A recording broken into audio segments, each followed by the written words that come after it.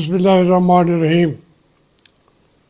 Javed Hashmi official पे खुश आमदीद। ये मेरी किताब है तख़य्युलाती खतूत, इसमें मैंने लिखी हैं अपने बच्चों के नाम, पाकिस्तान के अवाम के नाम।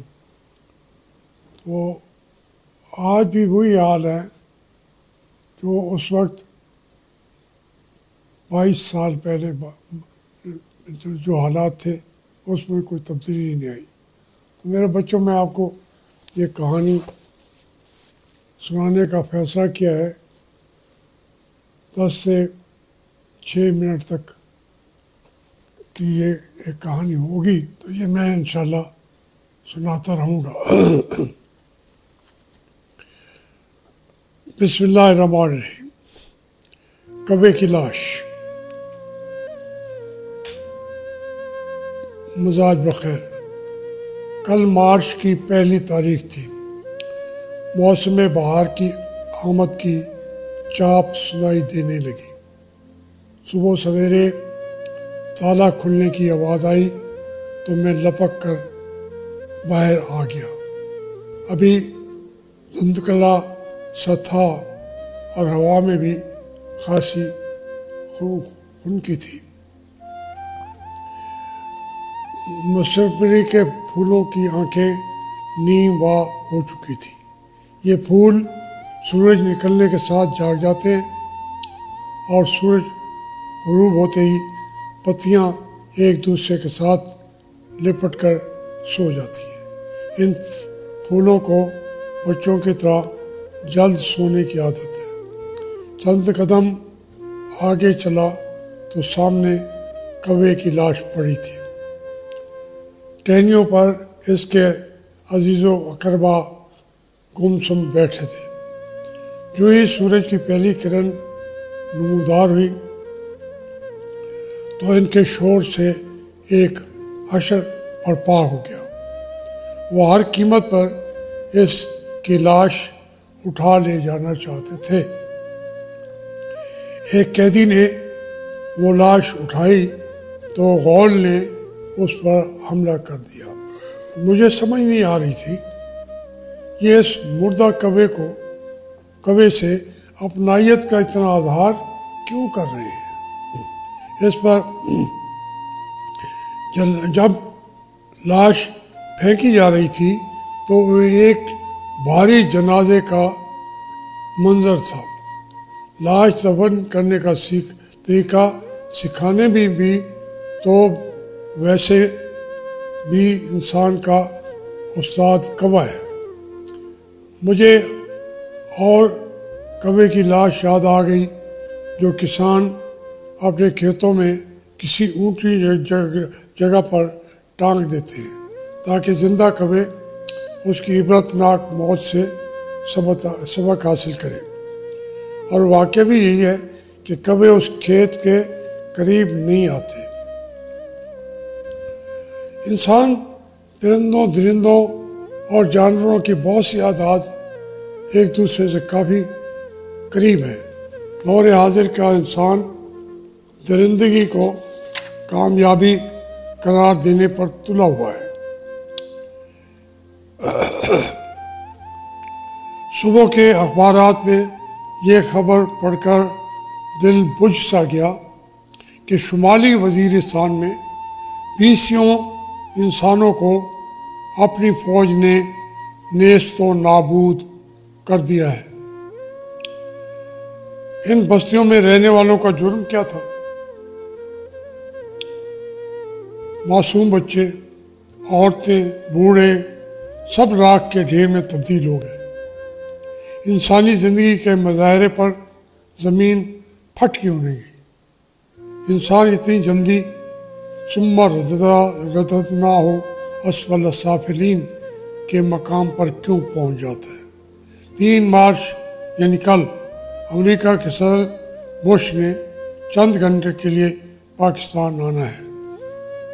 अपने आका को 50 जानों का बलिदान पेश किया। 50 मार दिया। گزشتہ 6 سال کی حکمرانی میں ہمارے فوجیوں نے وتیرہ بنا لیا ہے کہ وہ امریکہ جائیں یا امریکہ سے کوئی آقا پاکستان آئے، لوگوں کو ہلاک کر کے اعلان کر دیا جاتا ہے کہ دہشت گردوں کو مکمل ختم کر دیا گیا ہے۔ دوسرے دورے کے لیے نئی کھیپ تیار کر لی جاتی ہے۔ یہ خون چکار سلسلہ ہے جو بند ہونے کو نہیں آ رہا۔ فوجی حکمران اس طرح دورے اقتدار کی سند حاصل کر لیتے ہیں اور وردی کی صورت میں خلت فاخرہ بھی لے لیتے ہیں۔ جس طرح روم کے جرنیل انسانوں کو شیروں کے پنجرے میں ڈال کر ان کی خوفناک چیخوں سے لذت و الفت حاصل کرتے تھے، اپنے بادشاہوں سے داد بھی وصول کرتے تھے، اور ہمارے فوجدار بھی اسی طرح یہ خونی کھیل جاری رکھے ہوئے ہیں۔ یہ ابھی تک رکھے ہوئے ہیں۔ کیا ہو رہا ہے وہاں پر افغانستان میں؟ امریکہ کو خوش کرنے کے لیے ہم لوگوں کو مار رہے ہیں۔ امریکہ نے افغانستان اور عراق کو خون میں نہلا دیا ہے۔ اب ایران اور پاکستان کی باری ہے۔ امریکہ اس مقصد کے لیے ہندوستان اور اسرائیل کو فطری حلیف سمجھتا ہے۔ ان کے ذریعے وہ خطے کے قدرتی وسائل پر قابض ہونا چاہتا ہے۔ اب تک اسے شدید ناکامیوں کا سامنا ہے۔ ساؤتھ ایشیا میں وسائل پر قبضے کا خواب چکنا چور ہو رہا ہے۔ یہ ساری میں پڑھ رہا ہوں، ایک ایک لفظ جو تھا وہ ایسا لگتا ہے جیسے یہ آج کے حالات پر منطبق ہو۔ انسانی تاریخ میں لاشوں کو بہت اہمیت حاصل رہی ہے۔ فاتحین لاشوں کے مینار بناتے رہے ہیں تاکہ ان کا خوف محکوموں پر طاری رہے۔ کچھ لاشیں درس عبرت بن گئیں اور کچھ لاشیں مینار نور بن کر تاریخ کے صفحات پر زندگی کی علامات بنی۔ امام حسین علیہ السلام، سقراط، منصور حلاج، عبداللہ بن زبیر رضی اللہ تعالیٰ عنہ کو موت بھی نہیں مار سکی۔ دنیا کی 6 ارب آبادی میں سے 4 ارب کو یقین ہے کہ حضرت عیسیٰ علیہ السلام زندہ ہیں۔ پھانسی کا پھندا ان کا کچھ نہیں بگاڑ سکا۔ فرعون کی راش دریائے نیل کی موجیں بھی نہ نگل سکیں۔ خدائی کا دعویٰ کرنے والے فلسفہ فرعونیت کو قبول کرنے کی جرت کوئی نہ کر سکا۔ آج بھی خدائی دعوے دار موجود ہیں۔ موسیٰ علیہ السلام کا وجود تقاضۂ فطرت ہے۔